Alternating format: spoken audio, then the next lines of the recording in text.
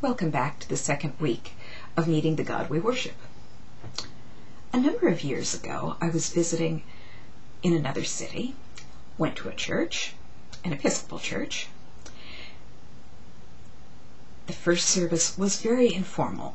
The altar was a temporary table, folding table, set up on the floor with people just gathered around it in a circle with a lot of rhythm instruments. Handful of children gathered there also. As soon as the service ended, the folding table was folded up, rolled away, and the high altar at the far end of the church was prepared. And this wasn't an altar that was set out from the wall. This was up against the wall, all the way up there. Huge, elaborate altar. And on the one hand, this looked no different than any typical church that has a contemporary worship service, as it was called in those days, and a more traditional service, trying to make the gospel accessible to many different people. But on this particular day, as I watched this happen, I realized that there was more than this that was going on. Because at the earlier service, although I doubt that they had intended to do this, the whole service came across as portraying a God who was as informal. God was, well, I guess God was a good golfing buddy. Someone who showed up and brought chips and dip to the potluck and then joined you for a game of touch football on the church lawn. No sense of awe.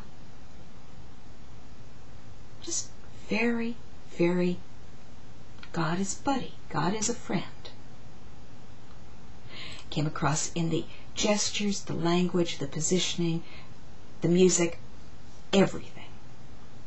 The second service, again, I'm sure they didn't mean to say this, but what they ended up with was God is untouchable. God is awesome. We don't dare approach. There's this enormous distance between us and God.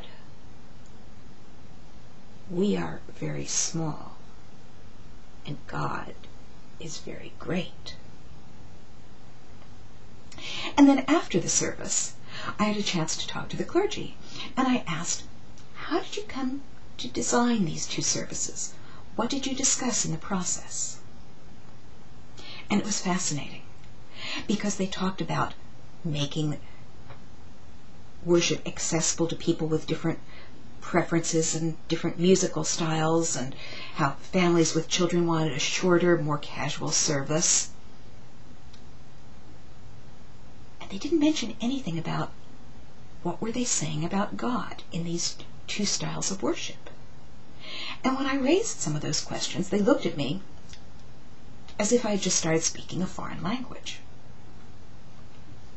Well, if we don't discuss these things, then we do, in fact, end up inadvertently portraying very different images of God.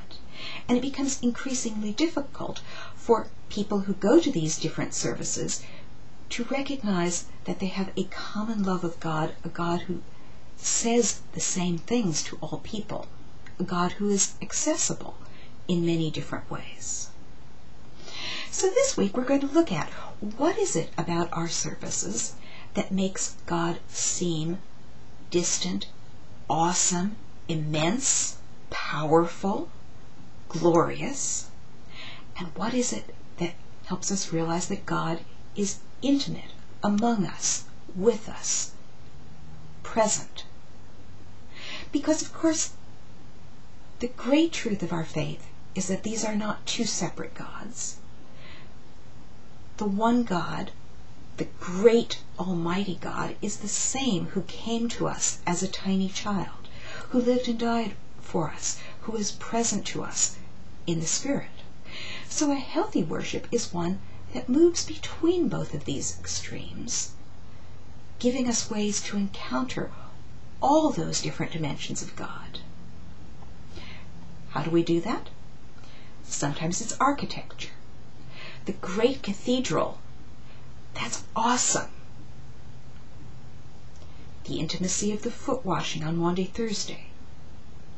That's very, very intimate, very present. There are many different ways that we can be doing this on a daily basis. So let's look at some of those. Let's see, where does the balance fall in your particular congregation, in the congregations that you've visited, in the congregations and the styles of worship of the people that you're turning to as sounding boards as we go through this class. Where do we meet the God who's awesome? Where do we meet the God who's intimate? How do those two come together? How do we know in our worship that they are one?